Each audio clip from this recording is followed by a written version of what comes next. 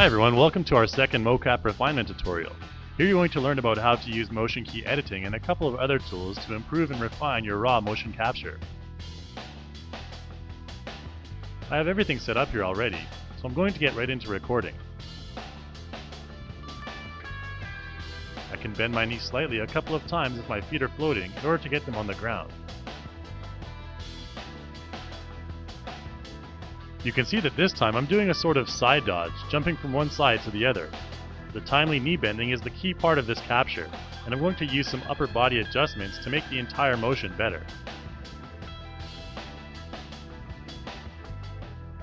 Again, once I've done my capture, all I need to do is cut out the extraneous parts of my motion and save it as raw motion data, just like I did in the last example.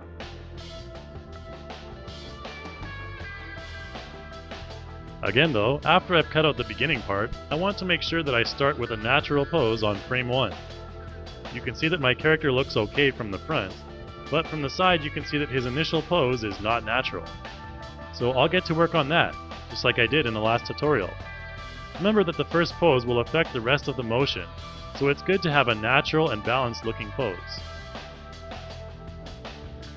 Remember, sometimes you'll need to remove the locks on your character's hips or feet in order to make the adjustments you want and finally get your character in a more natural pose. It's important that your character's feet are planted firmly and that the arms fall naturally at the side. Also remember to correct the backwards tilting of your character as well. Now again, Direct Puppet is the first level of adjustment I want to do here, so I'm going to go do that again. I'll basically be using the screen-based rotation on his chest in order to turn it according to the momentum of his body in the jump. If you follow my mouse in the preview, you can see what I'm getting at. This sort of motion doesn't really recognize well with the mocap sensor.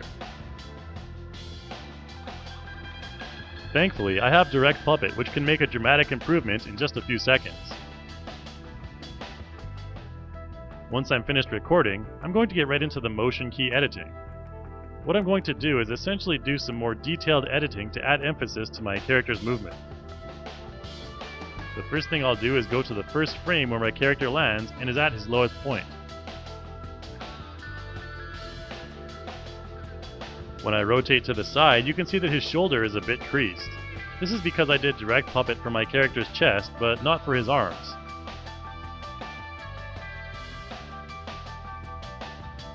To fix this, I'll make sure I'm in the motion key editor and rotate my character's upper and lower arm in combination to make the appearance more natural. I'll then rotate around to the front and do the same to the front arm to maintain the arm balance of my character.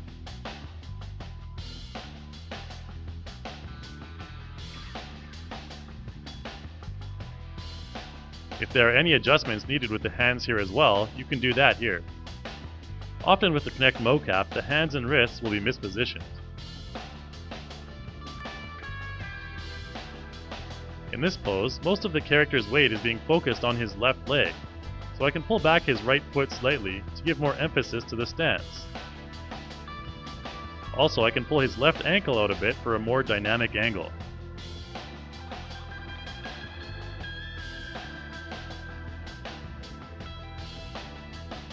Now you'll notice that because of those various edits, particularly to the left arm, when I move beyond that initial edit, my character's pose will mess up a bit.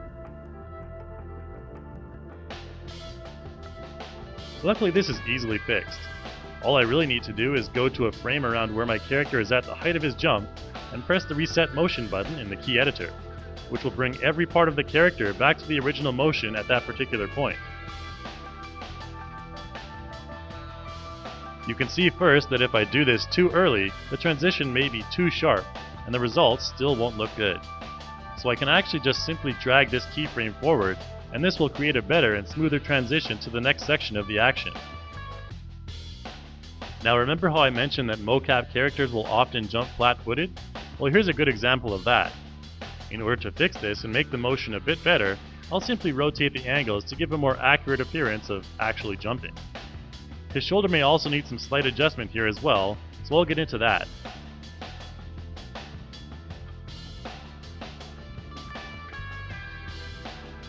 Now at the base of the next jump, I'll perform the same edit as I did previously.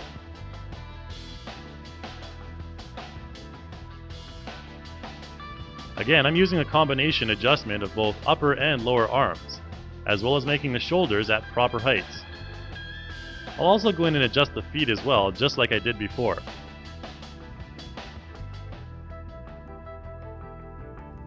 Okay, so what I'm doing here is simply closing the fist of the hand closest to the body when my character is at either end of his leap.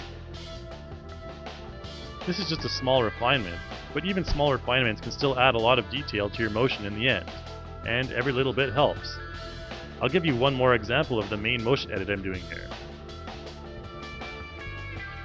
In this particular motion, I'm just going to be repeating the same edits over and over. Remember that you can use a combination of movement and rotation to get the ideal position to start the next section of your motion.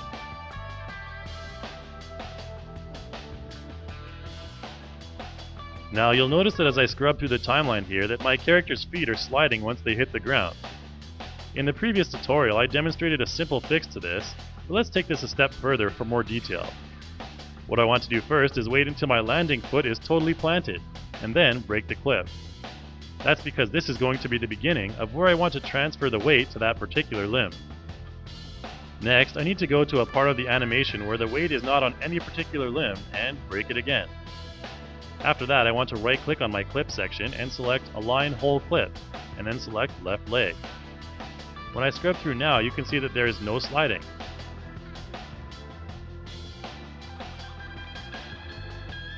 This is because during that time, the character's foot is essentially nailed to the ground, and the rest of the body naturally reacts via human IK to keep the motion natural.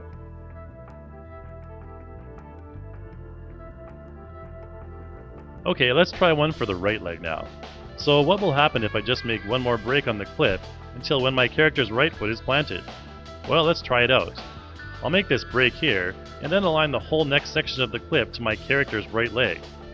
You'll see a huge shift, and less than spectacular results. This is because I aligned the clip to my character's right leg too early.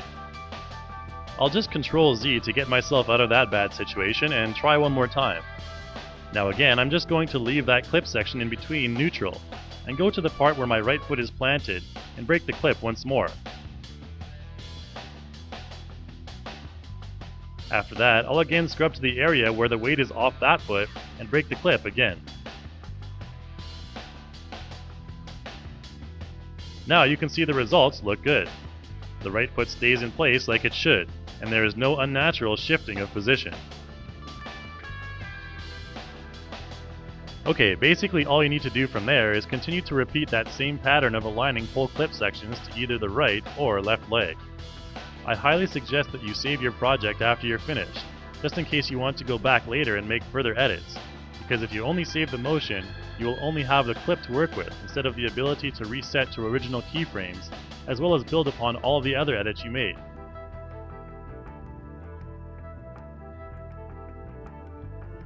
Next, I want to make one final adjustment using the direct puppet again. I want to give my character a more human appearance by drawing his attention to a particular point. For this, I'm going to select the head, and then simply leave my mouse in relatively the same area the entire time for the recording. If I want to add some emphasis, I can also move it slightly in the opposite direction. This is what it will look like after I'm finished. You can notice that by focusing the character's attention, it seems to have a little bit more personality.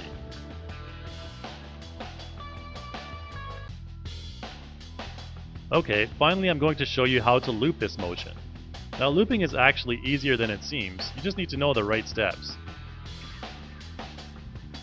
First, what I want to do is cut out my loop. I'll start at this point here where my character is at the lowest part of his jump, and break the clip there. Then I'll scrub ahead to the frame after a full loop has been completed, and break the clip there again.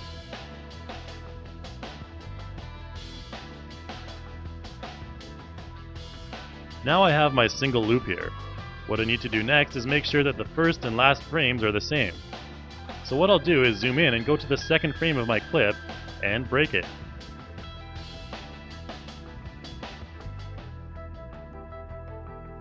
Then I need to right-click and copy that section of my clip and paste it right on the end. It's that simple. After I'm finished that, I'll do the same thing and save my final looping clip. Now you can see that I can apply this to my character and he will make 2 jumps. To loop, all I need to do is go into the timeline, toggle loop on, and click and drag my clip to create copies.